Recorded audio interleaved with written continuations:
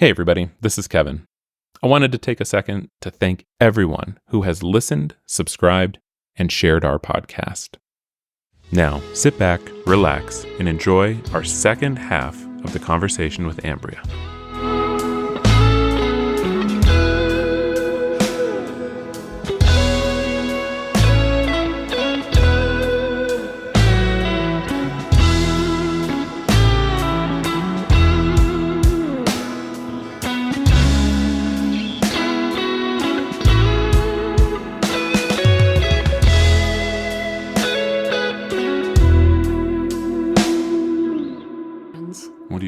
What's next? I guess I could transition that into reproductive justice. Yeah, let's talk about, were either of us, both of us, quote unquote activists when we started our mommy meetups? I've been in identity crisis with that forever. I don't know what I was. I know that motherhood radicalized me. Same. I know that there were things that were really important to me. I think I was at the stage where I was reading the books and had the perspectives, because I almost got a master's in women's studies, but many years later I went and got American studies instead. Mm-hmm. So I was already like on that spectrum, but I didn't know how to actualize it yet. I didn't know how to be involved in a community and get anything done. Yeah, I think that was another similarity that we found. Like, we were both at that same point in our journey of awakening, learning, absorbing. I was reading everything I could get my hands on. I'm over here complimenting this, and look at him. I don't like you. Look at this. It looks like a real dog. It's a schnauzer. I mean, a miniature schnauzer. That's a good snake. It's precise. I was like really impressed with like the you got a necklace choker. of that one. Yeah, you know, got to do what you got to do. I made a snake. But yeah, that is another connection we had. I think we were both on this, like, learning about ourselves, about history, about activism in general. I think I had started. No, because I did not get involved and engaged until the birth of my last son, right? That was when I started giving testimony at legislative committee meetings, was with my baby on my hip. Yeah. And you and I were pregnant together with our last child. No, right? you were a little ahead of me. I mean, there was a little overlap. Maybe like you delivered and then I was pregnant. Is that what it was? I think so. Okay. I remember the day you told me that you were pregnant, and I was like, and it was funny because she we met at the library one day and she was like, I think we're thinking about having another baby. And I was like, that's cool. And then the next time she came back and she was like, got my IUD out. I'm pregnant 10 years ago. 10 days ago. She didn't say 10 days ago, but it was like, I was like, quick. Damn, you are efficient. Yeah. No time wasted. It's you look at me the wrong way and I'm going to be pregnant. Let's look. Yeah, I was just No child support for me. Yep, it was one of those. Yeah. I cannot speak in fertility conversations. I'm fertile myrtle. Like, we made the decision to try for a baby, and the next time Ambreia and I met at the library, I was pregnant. Oh my God. Yeah. Okay. So we were the exact same, like, trajectory, very different, like, what we were studying, right? What we were learning about. I don't know. You were reading books. I was. You were, and we would talk about the books we would read sometimes. Yeah. And I feel like, if I'm not mistaken, that was the stage that you were like, okay, there is something I want to find for myself to be able to do with life. I don't know what that is yet. And then that was around the time you found real estate. Yeah. As kind of like that bridge transition. And I remember being in the kitchen and you being like, I think I'm going to try real estate. I feel like there's some possibility and potential here. Because right before that, you were the RE coordinator, right? Yeah. And that was what you did right before that. So religious education coordinator for that church that we knew of each other at. Yep. I was doing all the children's programming. Yeah. Yeah, yes. And you were also like, what am I going to do with my Correct. life? Mhm. I was. Go to school or... Yeah, I went to school a little later. I was writing. I was in the early stages of writing and had no idea how it would be possible, but I knew I wanted to try it anyway. Yeah. Yeah. Wow. Yeah. So the activism piece, we were both like forming our identities of like what's important, how can I get involved and engaged with all of these problems and structure issues that we're becoming very aware of. And then we both went I am just now coming into reproductive rights. Yeah. Was that one of your first forays Probably. into activism? Probably.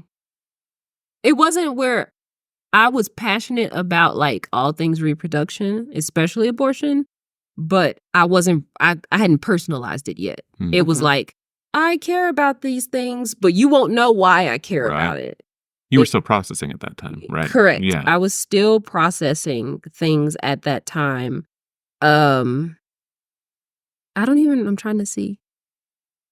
10 years. So I had my abortion in 2010. So it was 2020 when I told, oh, that's crazy.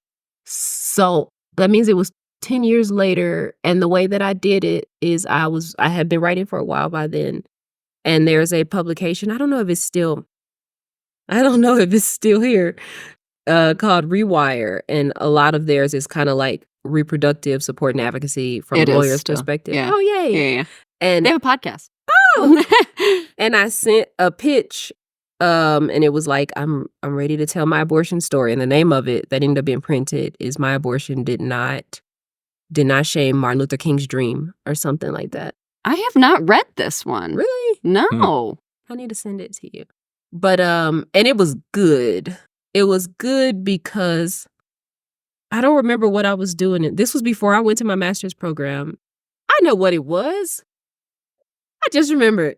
So I was writing about reproduction because the birth trauma that I had with the kids. Oh. And so I okay. had retained placenta with both of my pregnancies. And with the first pregnancy, with my son, I had retained placenta for somewhere between 5 to 6 weeks. And I didn't learn until many years later that retained placenta is the same thing as postpartum hemorrhage. And so my placental tissue was still in my body and I could have died. And it took literally leaving here to go to Texas to have the emergency surgery because the emergency room wasn't listening to me. When I literally went to the doctor and was like, I am passing blood clots. Here's one right here in front of him. He's like, that's normal. And it was like this big, the blood clot falling out of my body. And he was like, that's normal. I was like, but I'm in pain and I can't really walk. And he was like, that's fine. So my family was like, bring your ass home. My family doesn't cuss, but they were like, bring your ass home in Black people language. So I went home, and like one of the most traumatizing moments of my life is I remember sitting in the bathtub at my aunt's house, and I could feel things falling out of my body, and I was surrounded by red water. It almost looked like I would say it almost looked like I was bathing in blood, but I was. Yeah. I was literally sitting in blood, and my aunt had went to the store. My son was in his, that initial infant carrier. Yeah. And he was crying, and I didn't have the strength to get out of the bathtub to get to him next to the bathtub. And thankfully, my aunt came in at that exact moment and was like, what is happening here? And I'm like, I don't really have anything to give. And she was like, we got to get you out of the tub, get you dressed. Or maybe I had just gotten out of the tub right when she got there. And we like booked it for the emergency room. Yeah. And so having that experience is what was like, okay, so not only are there dangers giving birth, but there are racial dynamics at play. That was around the time I started learning about like Black women's rates of maternal death, the rates of postpartum morbidity or like kind of like harm or pain that go along with the mortality, which of course is the death piece. Yeah. And once I put those pieces together, and, hardly any people were as nerdy about pregnancy as me. I knew all the things on paper, but I learned there's no amount of knowledge that could change the fact that I was a Black woman. Yeah. And a young looking Black woman at that. Like, Yeah. you know, people say all the time, like, oh, okay, well, how old are you? But all of those things kind of came together. And I learned, okay, there's something happening here. And it took me a while to connect my abortion experience to that pregnancy experience. Yeah. And see that, like, wait a second, no one told me I could die giving birth, but we're being denied abortion access. Or no one told, or also understanding like the same things that happened to me, the same vulnerabilities that created the need for the termination play into the need to have pregnancy support. And once I made that connection, I was just different. I understood that we talk about abortion and pregnancy separately, and motherhood, but they needed to be together. Yes. And again, I didn't know how to put them together yet, but I got connected with this organization called Feminist Leaders for Reproductive Justice. Sarah had got me connected with someone we know named Nora. And then they were just trying to have reproductive conversations here. And so then I did all this reading, and that's when I learned about reproductive justice. This idea that we all deserve to have children or not have children and have those children in healthy and sustainable communities. Yeah. And that was like the thing I was always missing. It was like, okay, so I almost died giving birth and I had an abortion, but people made me feel bad about it. So there's something here, and it's not just sex. Yeah. Yeah. Like, Yes. there's something here. And then again, once I went through and just kind of learned about that movement and that effort and this idea that not only do we deserve to make decisions around when we have children, but we deserve nurturing environments to bring those children forth. And we deserve sexual education, and we deserve access to food we can afford, and we deserve not to be at risk for medical abuse or police violence or all these other things. Contraception, family planning. Yep. It is the all-encompass. All of those things. And then it was like, oh shit, this stuff is connected. Yeah. But again, at that stage, until I was doing, the Feminist Leaders for Reproductive Justice thing was short term. It's maybe about 9 months. No pun intended. And it's all connected. yeah, but because I wasn't ready, it was a really traumatic experience for me. Really? It was very traumatic because I didn't know what I was doing, and I didn't think anyone thought I should be leading, and some people even didn't think I should be leading. Or one person in particular, but like I felt like I was handed a set of responsibilities I didn't know what to do with. And it just set me up for a lot of trauma. So after that experience happened, even though the response was pretty good, you remember, I think you were at at least 2 of the events probably. Yeah. I was like this, don't ask me to do any community things. Don't ask me to like tap in. And that's when I was like, I'm going to go deeper into writing about these things, but don't ask me to organize any people because people are scary and people like to hurt you. Yeah. And just for some context, so you got involved with Feminist Leaders for Reproductive Justice. The ask was to bring the language of reproductive justice, in my case, to Wyoming, but there were 3 of us. There was a site in New Orleans. There was a site in Phoenix, Arizona, I believe. And then there was a site here. Because and something I've had to grapple with when I talk about it is like the term reproductive justice was coined by a specific group of Black women. But also this idea of like comprehensive maternal and community support and advocacy is something that is present across communities, particularly in this area as seen through like Native women and mothers advocacy and the things that they do to get it done. Now, we wouldn't use the same word to describe it. Right. But that effort was, let's get the words here. And that's one of and interestingly enough, I would say I was pretty successful at getting the words here. Yes. That's the funny thing about it. But that was a hard fight. And it was draining. It was draining. It was very draining. Even though like one person in particular was my right-hand woman and we got the shit done.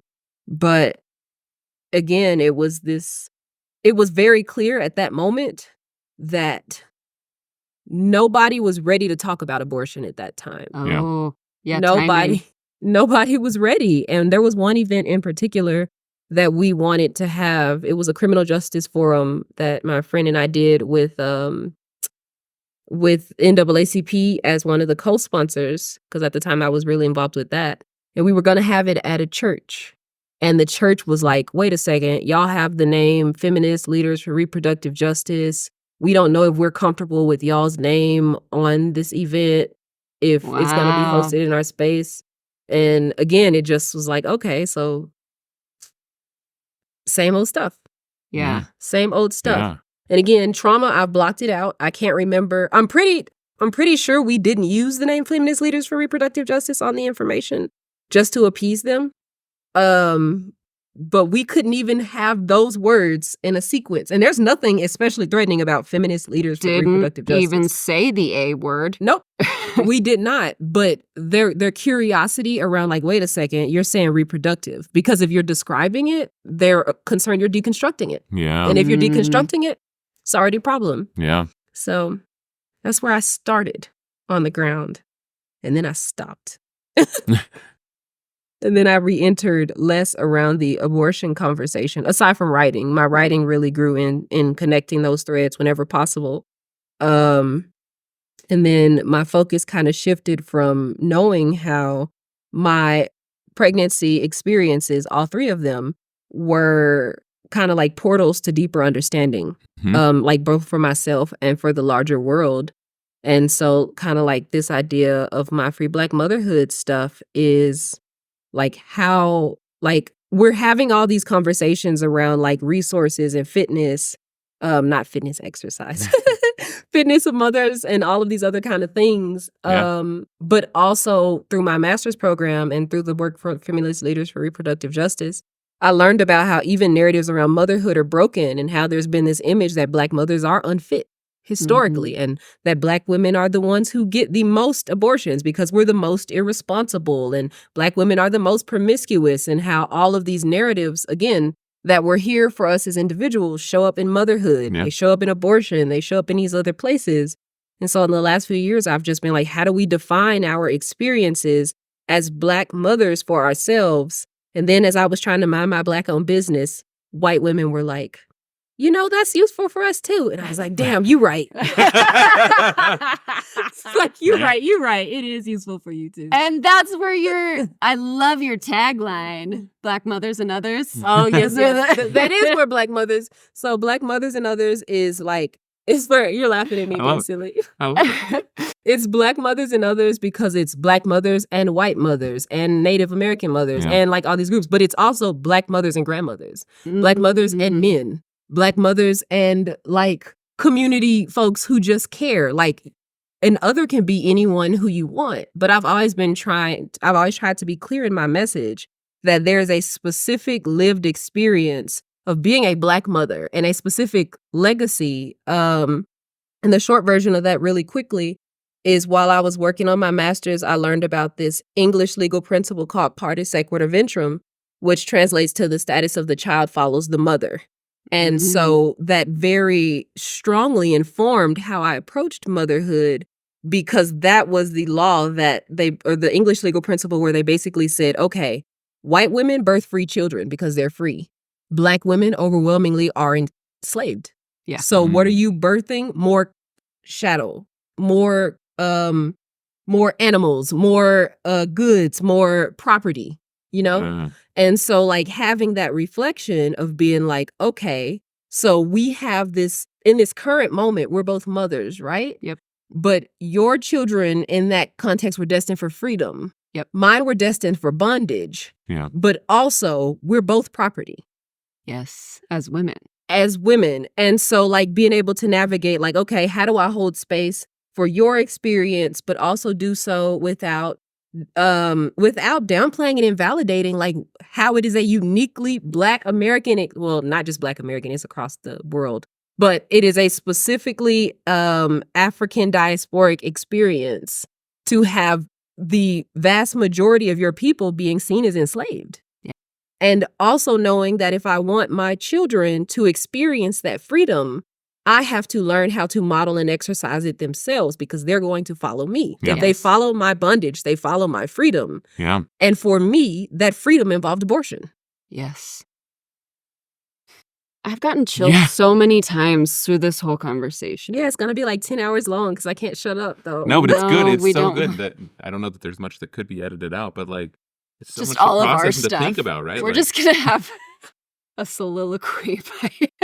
I just want I'm talking, I'm just like, Ambreia, be quiet. No, no. absolutely not. It's No, too it's so long. good. It's It so is good. good. It's all the things we need to hear.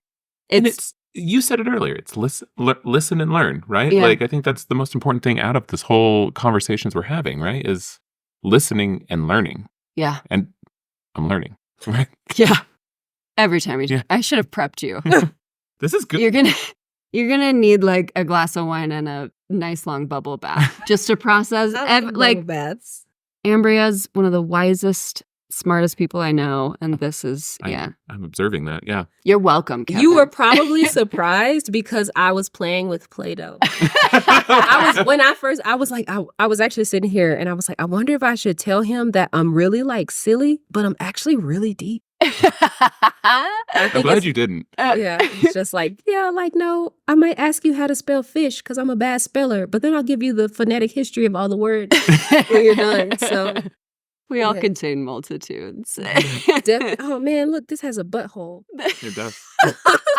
And I don't know how I did And we that. just pivoted to the silly. Ah. That's what we Yeah. do. Yeah. Yeah, that is funny.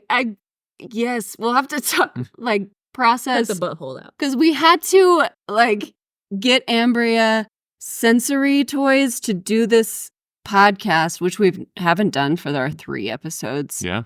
Like, For them. you were not.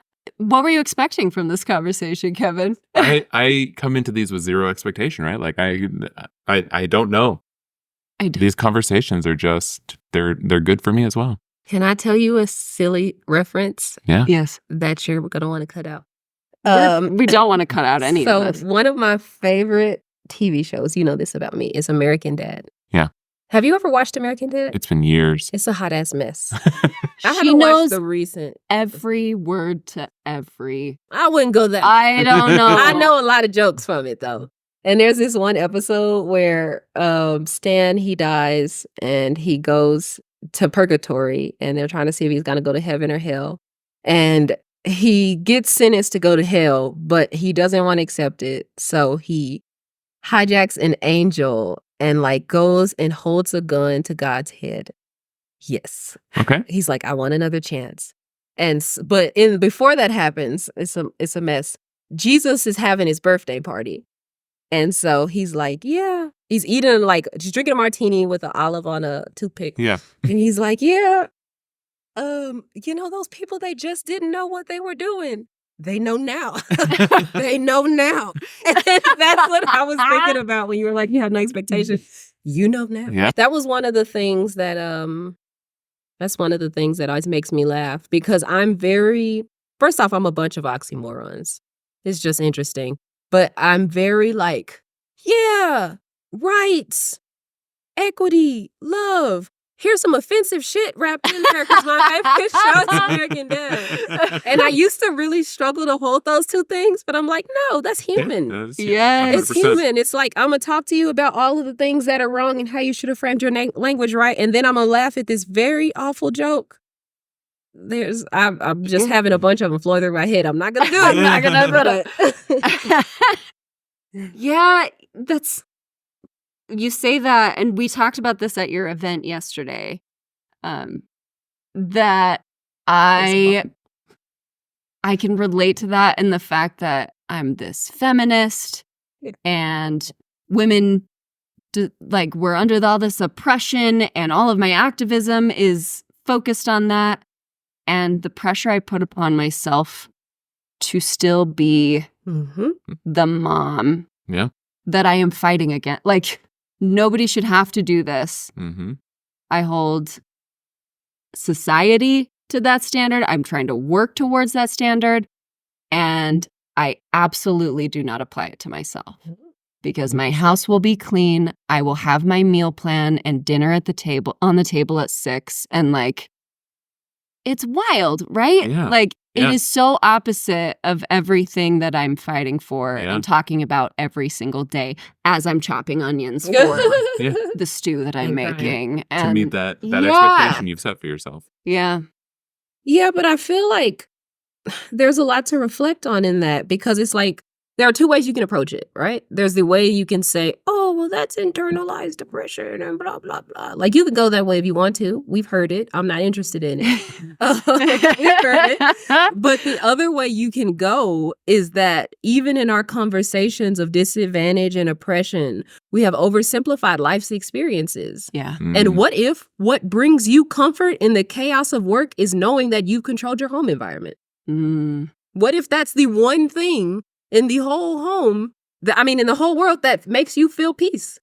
Yeah. So you should give it up because you're a woman? Does that make sense? Yeah. It doesn't. Like, if the question becomes, what does the thing you're doing represent for yourself?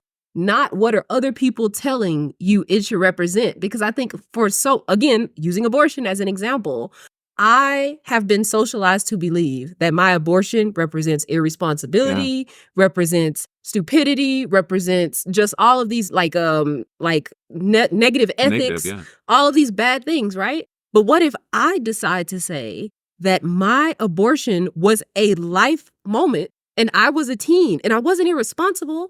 I was exploring my body and other people's bodies, which is what people do as a teenager. Yeah. And when you're putting bodies together, science happens sometimes. Yeah. And that's what science appeared. And what if it wasn't this big moral, like, I'm a piece of trash person?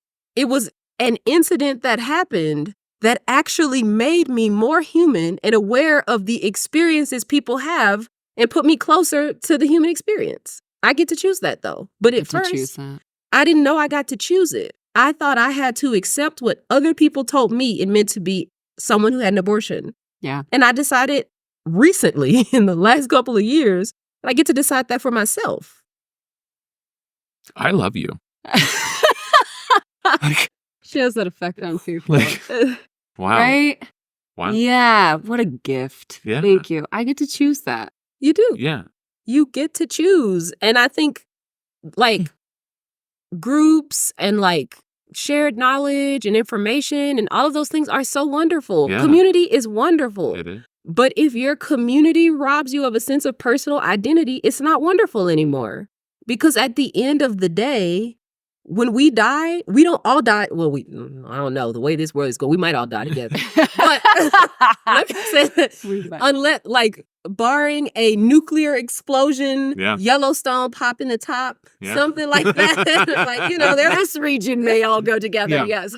There's, barring some hugely tragic circumstance, Marcie's going to go by herself. Yeah.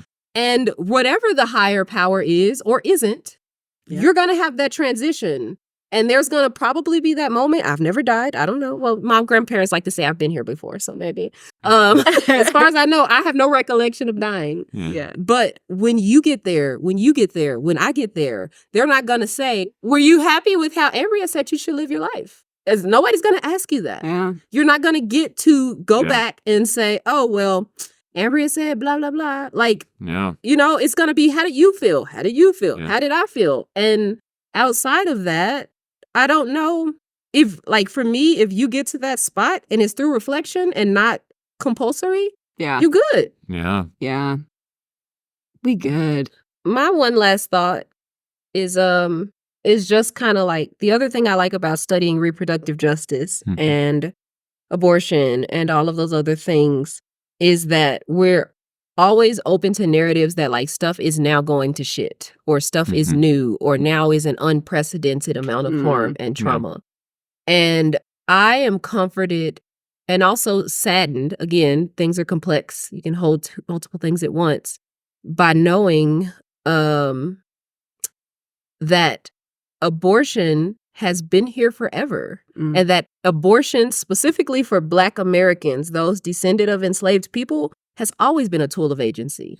You were in a place where your body was not yours. You were sexually abused. You had all of these things going on, but you brought that lineage from another place to know the herbs, the roots, all of these other things to terminate a pregnancy. And once I came across that information, of like abortion knowledge as community care passed down through midwives, abortion as body autonomy, reclamation of self, resistance. Because for some of the folks connected to me, like all you had was like the only thing you could control is whether or not you're going to give birth. Yeah. But knowing that that's not, it's just interesting to me how abortion has been framed based on this singular narrative of you are not operating within who you're supposed to be. And it's just clear that it's not considering the experiences of just women throughout generations, not just in my culture, but in plenty of cultures who were like, wait a second, I'm in a traumatic circumstance. I'm about to seek an abortion because I can't be with this person anymore. I'm in a traumatic circumstance. My health is deteriorating. Yeah. I do not have the physical capacity to carry a child, whether I wanted to or not. Yeah. Just, there are these countless possibilities. The world is on fire right now, making a choice not to have a child, like literally on fire. But just like, ugh. Yes. But like with all of that stuff in mind, so again, remembering that we get to decide what things represent for us, I choose the narrative that sees abortion as a tool of agency throughout the generations. I am connected to that legacy directly, and I refuse to let it go. That's what I choose, not this. You're breaking up a happy home. What if someone tried to force something on you and you were instead trying to have that one piece of identity possible? And so for me, I know other Black women would feel different, and I'm fine with that. But for me, I see myself connected to my foremothers with that shit. God, thank you for that. One of my favorite things that I've been researching just recently is my lineage connection to abortion. Mormon women in the early days of Mormonism in polygamist relationships, again, like not a very oppressive situation in a lot of ways. And the women from my ancestors knew the herbs, and they were commanded to multiply and replenish. That was part of the plan of building this faith and this movement and that was the woman's role. And amongst themselves, they still decided, right? That was one of the only things they could decide. They couldn't decide who they married. Children were married to men, like old men, and they were the third wives. And this was something that they did choose, and it was a piece of that agency. It is. Sometimes our only agency. Correct. It is sometimes all you have. And again, it's in my lineage. It's in your lineage. I promise you, every single person in one capacity or another has that. Because what has existed since humanity is pregnancy. Which means what has existed since humanity is abortion. Whether or not we call it that, whether or not it's been politicized, whether or not it's been all of these different things, it's a fact. Yeah. They called it restoring menses. That's what they called it. I love it. Yeah. Wow. Thank you. Yeah. Thank you. Thank you. It's been great. This has been amazing. Yeah. Thank you for blessing us with your being, with your knowledge and your wisdom. I love you. I love you. Thanks for listening to this episode of It's Personal, Not Political with Marcie and Kevin, a production of Wyoming United for Freedom, Inc. This episode was written and directed by Marcie Kindred, edited and produced by me, Kevin Ogle. Our theme song, Wyoming, was created by Jeff F. at Mr. Boo Daddy on socials. Podcast art created by Chris Arneson and incorporates Wyoming United for Freedom, Inc.'s logo, designed by Addie Jenkins.